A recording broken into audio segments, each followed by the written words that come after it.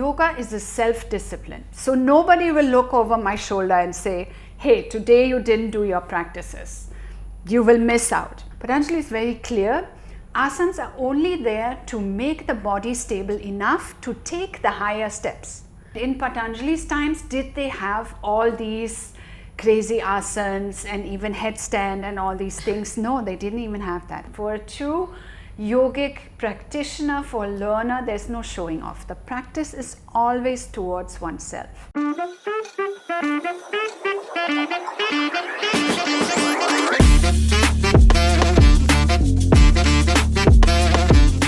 The popularity of yoga has exploded worldwide, and even in India, the home of yoga, the youth are embracing its practice with new vigor. But how many of us know the true meaning, purpose and philosophy of yoga that goes beyond the physical practice of asanas? How many of us know about the earliest yogic textbook, the Yoga Sutras, compiled thousands of years ago by Maharishi Patanjali? For centuries now, Western scholars like Max Muller have taken a deep interest in Indian philosophy and made significant contributions towards the study of Sanskrit texts, and that trend continues to this day. Our guest today is originally from Germany, but now she has made India her home. Not only does she have a profound understanding of Patanjali's Yoga Sutras, she also teaches this important yogic text at the reputed Yoga Institute in Mumbai. Very pleased to have with us Simone Preuss on Buzz by the Bay. Hi Simone. Hi Anushka, thank you so much for having me. Welcome to the show, and thank you for making it here to the studio. You've become quite a Mumbaikar now, I think, after all these years. Yes, it's absolutely my home now, yes. How long have you been here? It's been 18 years. 18 years? Yes. Wow, and since how long have you been teaching the sutras? And if you could just explain where you teach and to who you teach. Yeah, so first of all, thanks for mentioning me in the same breath with Max Muller, but I'm not there just to take that beforehand. Yes, so I've been teaching the sutras for about 3 years now. My yoga journey started in 2015 when I came to the Yoga Institute in Santa Cruz. I did my 2-year TTC, teacher training course, and then afterwards I took a little break, but I was sure that I wanted to go further into the Yoga Sutras. Mm-hmm. So then the system over there is you do understudy with the senior teacher. So I did that for 2 years, and then I started teaching on my own. And now you're imparting that knowledge, to your students. So how does it feel being a Westerner, being European, and teaching Indian philosophy, yogic philosophy to Indians? Yeah, I mean, that's one way to look at it. But when you have an ancient text, right, like the Yoga Sutras or any text as such, which is really revealed knowledge, right? What is revealed knowledge? It is knowledge that has come from a body of people, right? Not just one person. Back then, right, people, they wrote these texts after literally a revelation. So they would meditate and that knowledge would come to them, and then they would check that knowledge with other people who had done something similar, right? And those people were not necessarily in the same geographical area. Like right back then, we're talking Patanjali's time, almost 2,500 years ago, right? People met in the Himalayas region, which were different countries. It's different countries now also, right? So where that knowledge originated geographically is hard to say, especially with today's boundaries. I'm happy to pass this on, but I don't think of German, Indian. It's more like coming together in a place that allows us to do that, and India, we know, is very fertile ground when it comes to spirituality, going deeper, right? Soul searching. I remember even in the 70s, right? Westerners, that's what they did. They came to India to find themselves. Right. So, and I think the tradition continues, yeah. Right, and still, as you said, the tradition continues. Westerners come, especially in the Himalayan region, they come, they study yoga, right, and take it back to their own countries. Of course, Patanjali, is the author of the sutras, which were compiled about 2,500 years ago. The other way around. He's the compiler, and that knowledge, we don't know who the author is. It had like dozens, hundreds of people who Right. formed that body of yogic literature. That's what I actually meant. He was a compiler. That knowledge already existed. Yes. Probably existed thousands of years before him. Exactly. Right? Sutra is a thread, and there are 195 of these aphorisms. Yes. Right? I want to get into detail and talk about a few sutras. But before that, because the practice of asans is what we associate yoga with today, right? Yes. So literally now when people talk about yoga, they're only talking about the physical practice of asans. And Patanjali also outlined the 8 limbs of yoga, Ashtanga. Exactly. In those 8 limbs, asans is just one of those 8 limbs, right? It's a third limb, if I'm not mistaken. Asans. Exactly. So if you could just mention those 8 limbs first, before we discuss a few of the sutras. Yeah, so let's go back to why are asans so popular, right? Because it's probably of these 8 steps, and we will go through them, of course, it's the most visible, right? The most visual. It's like if I want to post something on my Instagram and I do a difficult asana, difficult posture, that's something that people can look at, right? But let's say I'm doing pranayama and I'm just sitting and doing my breathing exercises. Not that interesting, right? Or even the first 2 steps, right? They're called yamas and niyamas. So yamas are our don'ts, our restraints, what not to do. And that's not even something that is particular to yoga. In fact, any community, any religion, any place where people live together in harmony, they have rules like that, right? That teaches them, don't be violent, don't lie, don't steal, don't overindulge, don't hoard things, right? Share. We tell that to our children. Sharing is caring, right? And then the next step, the niyamas, right? This is our observances. Once we have built up that discipline, we work on ourselves. So the observances towards ourselves. And the first one is cleanliness, then comes contentment, then we have self-discipline, self-study, and self-surrender. So those are the 5, right? That we establish for ourselves. And again, yoga is a self-discipline. So nobody will look over my shoulder and say, hey, today you didn't do your practices. You will miss out. No, that's up to me. Only I will know, right? That I have missed and where that leaves me in my journey overall, right? Yes. So, yamas, niyamas. And Patanjali is very clear. He says, once that has been mastered, then you start with your asans. Patanjali is very clear. Asans are only there to make the body stable enough to take the higher steps. And the higher step is even the pranayamas. Right? Higher than asana. Higher than asana. It's the next one, the 4th step. Okay. Which, if we're lucky, some of us do pranayama, maybe every morning, maybe every evening.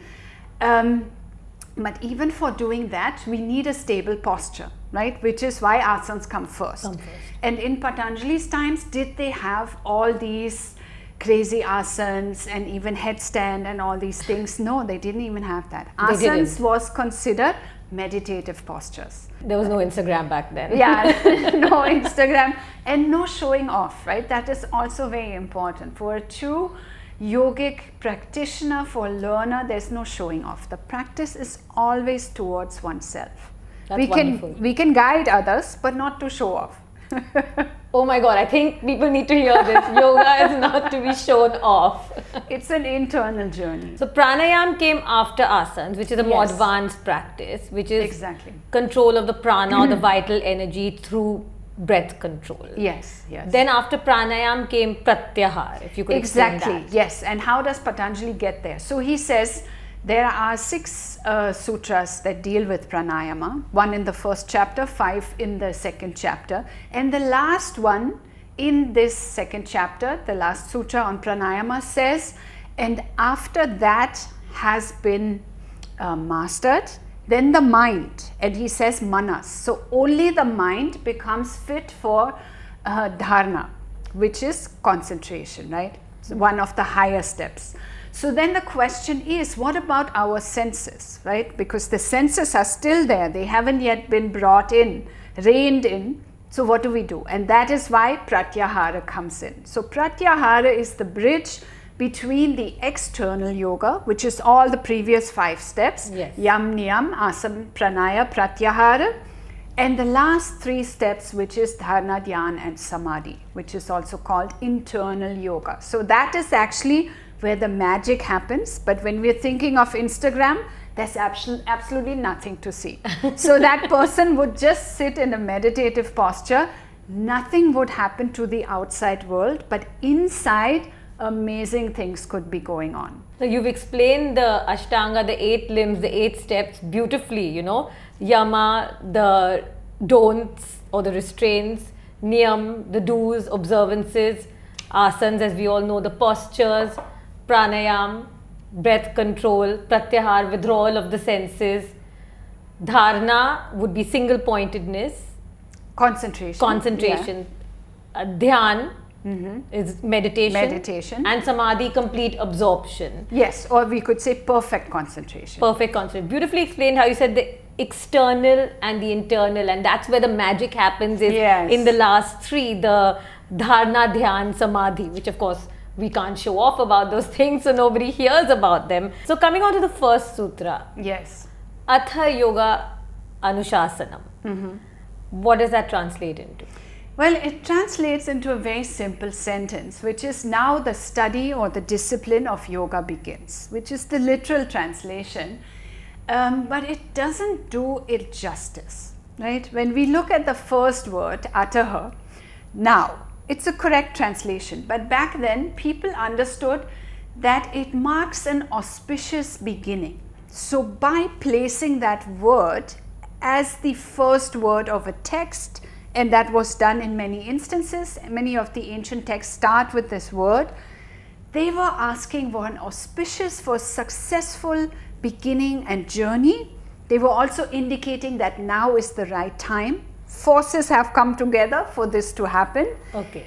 And they were also kind of saying that now teacher and student are both ready. And now that beautiful journey can begin. So Atha, that now, that auspicious moment has come. So Atha Yog, right? So then we have Yog. Yog, he will give us the definition in the second sutra, which we will talk about. And Anushasanam, right? The study discipline of yoga. Is that shasanam actually, and that anu, those 3 letters, means following tradition. So Patanjali, this is where he tells us that, listen, I'm the compiler, I'm not the author. Now coming to the second sutra, which is the definition of yoga. Yes. Yoga's Chitta Vritti Nirodha. I know there are, you can talk about it for hours, but for the sake of the audience, if you could just simplify it, and what exactly does it mean, Yoga's Chitta Vritti Nirodha? Yes. So what he says is yoga is the complete stoppage of the fluctuations of the mind. Actually, mind is inaccurate, but we're not having an actual session over here, so it will have to do for now. Yes. So what are these fluctuations, right? Fluctuations is not only thoughts, but every time the mind takes kind of a different turn. Let's say you are asking me a question, I'm thinking about that question, I'm answering it, but then suddenly the smell comes into the room, right? And my mind goes there. And I'm thinking, oh, it smells of freshly baked bread. I want that, right? So that fluctuation has come. Right? So every time the mind shifts, that is a fluctuation. Even if I'm looking at you, right, I'm talking to you, but I also see that you're wearing something pink. So that's a fluctuation that has come. It's information I don't need. It's not helping me in this situation, right? Absolutely no value at this point, but it has still come, right? So my mind shifted. So that shows, right, that we cannot really control our mind and what goes through it. So when Patanjali says yoga is complete stoppage of those fluctuations of the mind, that is really liberation, right? Being able to control and to shut them off. At will. Right? At will. That will is very important. So vrittis are fluctuations. Vrittis are the fluctuations. Chitta is loosely translated into mind. Or personality complex, because in yoga the mind is not only manas, there are other elements, but due to shortage of time we cannot go into all of them. So yes, personality complex, and yoga is that, being able to shut them off, arrest them. Nirodha, right? Nirodha is the complete stoppage. Yes. Complete stoppage. All right. So that is also the purpose of, that's the definition of yoga and the purpose of yoga. Yes. Coming back to asans, right? So that means even when I'm doing my asans, which are physical postures, I need to keep my mind somewhere to make this meaningful. And that is, I think, what people don't understand, right? This is where yoga is yoga and not just physical exercise. Okay, so then Patanjali goes on to mention in Sutra 1.5, I think, Vrittaya, Panchataya, Klishta, Aklishta. Yes. Right? He mentions 5 vrittis.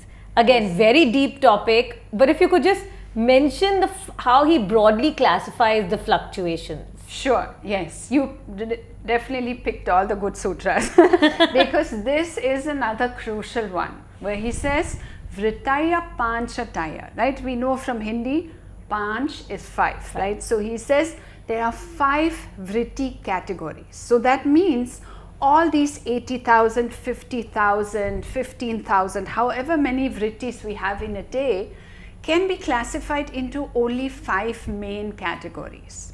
And these can be klisht or aklisht. So klisht is painful and aklisht is non-painful, right? Right. And what subtext is, that is, he's writing between the sutras here, he's saying you are in charge to make them klisht or aklisht. So he's saying the first category is right knowledge. So during the day we stay in that category for some parts of the day. Let's say I'm looking outside the window and I can see, okay, today is a bright sunny day. That's knowledge, right? That's right knowledge. And how have I gleaned that knowledge? With my own senses, right? Which is one way of achieving that right knowledge. Then another way is logic or inference, right? So now if I look out of the window and I see it's raining, then the logic will tell me, oh, rain is wet. So if I want to go out and not get wet, I should take an umbrella, right? So we apply this logic all the time to reach to this right knowledge, right? And then the third way of achieving this right knowledge is to rely on someone of authority or a testimony that we can trust. And then the next one, well, if there's right knowledge, there has to also be the opposite, right? Which is wrong knowledge. And wrong knowledge can be acquired in exactly the same ways, right? Okay. My senses can be wrong. Then another category that we are also in very much during the day is imagination, where we're imagining things. Vikalpa, he calls it. Vikalpa, exactly. Yes.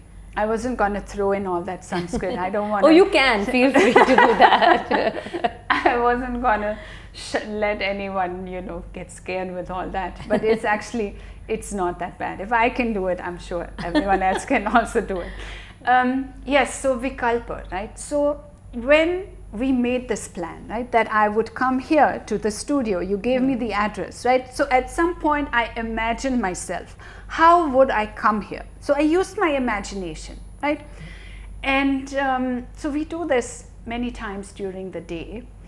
And another category is sleep or nidra, where unfortunately our vrittis still go on, right? These fluctuations. It's not that we go to sleep and then we switch off. That would be really nice, right? Every day if we would get these 8 hours of Chitta Vritti Nirodha, that would be beautiful. The world would be definitely a different place. So yes, sleep is one other broad category. And finally the last one is smriti or memory, right? Memory is, it's such a wonderful thing.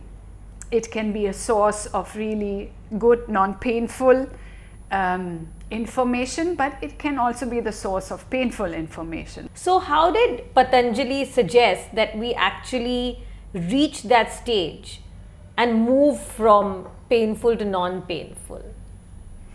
There are many techniques, I'm sure he suggested, but which is the main one? So Patanjali was very clever, right? He looked at his audience first of all, and he said, well, how much work have you already done? And with work, he means mental work, right? Yes. So that means, are you firm in your yamas and niyamas? Yes. Are you firm in the actions that you do? The actions that you do, are they purifying? Are they doing good, right, for yourself and for others? Yes. If that is not the case, then he says, well, then you are a beginner. You start with your yamas, niyamas, and then you move on from there. And then he suggests Ashtanga Yoga. So he says, follow the path of Ashtanga Yoga and you will get there. You will get there, yes. Okay, wonderful. But interestingly, he also reminds us there is a yogic way of approaching all people, right? And he calls them the 4 parikarmas. Yes. Techniques for purifying the mind. And he categorizes the people into 4 categories and then gives techniques to deal with each of these categories. I found that really fascinating when I was studying the sutras. Yes. So if we could talk a little bit about these parikarmas and that particular sutra. Yes. And you can give the Sanskrit names. Yes. Yes, sure. So that sutra is a favorite of many people because it's so positive, right? It basically tells us how to deal with people around us, right? Pari means others or to others, and karma is our action, our behavior, right? Yes. So how to behave towards others. So he says, before you do that, if you get the chance, just get an idea in what state the person is that you're interacting with, right? And he gives us 4 options. He says that person can be sukha, or in a happy state, content, that kind of a state, right? Or there could be the opposite, which is dukkha, painful or miserable state, sad state, not at their best, right? And then he says there can be people who are successful or virtuous, right? Punya, that's what he calls punya, right? In that kind of state. And when there's punya, there's also apunya, which is non-virtuous, right? People are doing bad deeds, we could say, to us or towards others. So he says, gauge everyone. First, approach everyone with maitri or friendliness. If you don't know, or if that person you're interacting with is in a happy state, approach them with friendliness. And he's very clear that this is friendliness and not friendship. Okay. Right? Oftentimes we get confused. Yes. Because friendship comes with expectations. So if I'm addressing a diverse group of people, I don't know what their state is, right? I try with friendliness. Now then, if I see that, oh, students are tired, right? I get that tired, sad kind of feeling, right? So then I modify and I say, okay, they're not at their best. Go a little slow, right? When that happens, have karuna or compassion. I'm pulling them up, right? I'm trying to get them out of that dukkha state. So friendliness, karuna, maitri, karuna, so far so good. But now there are coming the more difficult ones, right? Let's say somebody is very successful, that person is a friend. Maybe I will manage to be happy, but more often than not, I'll be envious, right? Or jealous. I'll say, oh, how come? Yes, that person, I'm happy, but, there's always that but. Why not me? Instead of giving into that jealousy, envy, maybe even hatred, right? Anything can happen. Patanjali says, try and get that goodwill, right? Mudita or goodwill or respect, right? Find out how did that person reach there. So not to suppress though, not to suppress feelings of envy, but at least become aware of it and say, is that the feeling I want to stay with? Is that the feeling that makes me happy? Because we know deep down this is not a feeling that will really polish our own personality, right? Parikarmas, it's a higher technique. It can take years. It can really take years till we master it or show the first successes. So persistence is key over here, especially with the last one, which is upeksha. That is basically disinterestedness, equanimity. So this is the hardest to understand. This is basically something bad happens or somebody is in a bad state, does a bad thing to me or somebody else. Could be somebody close to me or in general, right, to the world. And how to have that disinterest and not get affected, right? So basically saying, rising above that, not giving in to hatred. So that's the fourth. The fourth one, Upeksha.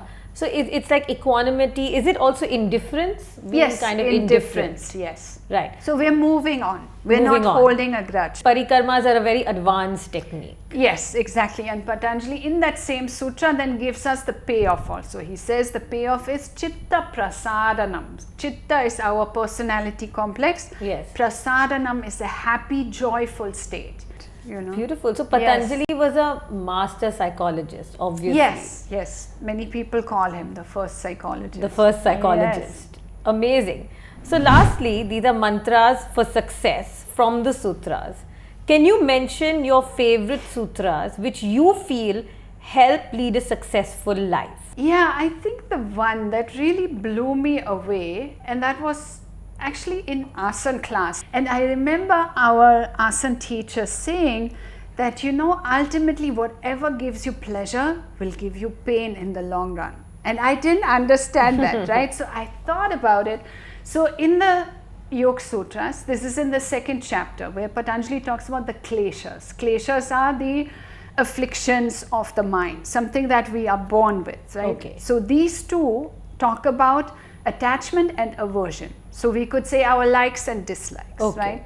And he says that attachment is that which dwells upon pleasure, right? So dwelling upon, that's exactly what we're doing, right? We like something and instead of being grateful, we want more of it, right? That's human nature. We're Yes. greedy like that. We want more. The opposite comes, right? That pleasure suddenly turns into pain. And Patanjali defines pain as dwelling on, or defines aversion as dwelling upon pain, right? So we have a painful experience, now we want to avoid it.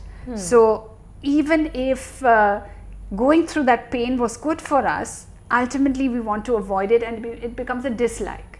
Okay. So actually when we look at our life, everything is slotted into those likes and dislikes, which doesn't do much for us, right? Rather than likes and dislikes, we should have acceptance. Okay, can you recite that sutra? Yeah, so that 2.7 is Sukh Anushayi Raga hai, Sukh Anushayi Dvesha hai, sorry, Dukh Anushayi Dvesha hai, that is 2.8.